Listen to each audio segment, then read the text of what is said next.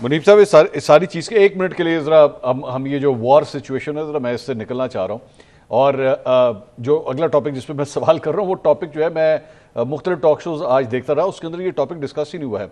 आज एक बहुत बड़ा फैसला आया है सुप्रीम कोर्ट ऑफ पाकिस्तान से जो कि हम लोग डिस्कस ही नहीं कर रहे, जिसके शायद जगह ही नहीं मिल रही। जाहिर बात है पिछले 24 घंटे में इतनी बड़ी डेवलपमेंट हुई है, but your comment on this decision, इसके बाद जो है वो आप सिचुएशन किस तरह देख रहे हैं पोलिटिकली कम अज कम? मंसूर साहब, ये it was very much expected कि ये फैसला आएगा। मैंने कई मुतअद्दिद दफ़ा ये कहा कि ये डिटेल्ड हमारे सामने अब कैसा आएगा। 5-2 से फैसला आया है, 2 जजेस ने डिसेंट किया है।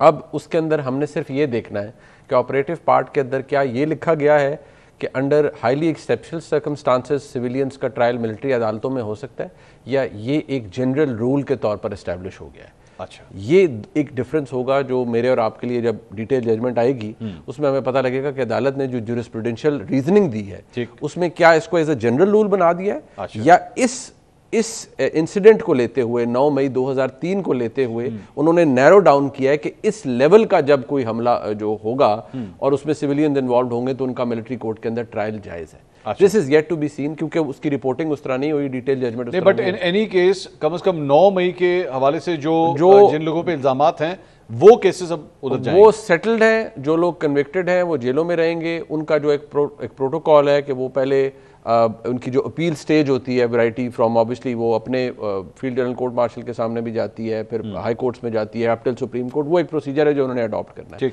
लेकिन उनका जो उनकी कन्विक्शंस थी वो सॉलिडिफाई हो गई हैं, यानी वो वैलिड हो गई हैं फॉर गुड। ठीक, तो इसका पॉलिटिकली अगर पाकिस्तान तहरीक इंसाफ के ऊपर जो इसके असर रसूख होगा उस पर it is going to create ripples. इससे प्रॉब्लम एक और बढ़ सकता है। अच्छा, वो ये बढ़ सकता है कि देखिए 9 May is still a burning issue for Pakistan national security operators and for everyone actually. उसके अंदर जो एक एलिमेंट आ सकता है वो ये आ सकता है कि जो प्लानर्स, एग्जीक्यूटर्स और जो मास्टरमाइंड थे जिनमें बार बार दावा ये किया जाता है कि उनमें इमरान खान साहब खुद भी शामिल थे, तो अगर एग्जीक्यूटर्स के साथ ये हो चुका है तो वाई नॉट दी, एक सोच है ना कि जी जिन्होंने प्लान किया उनके साथ भी होना चाहिए। ठीक।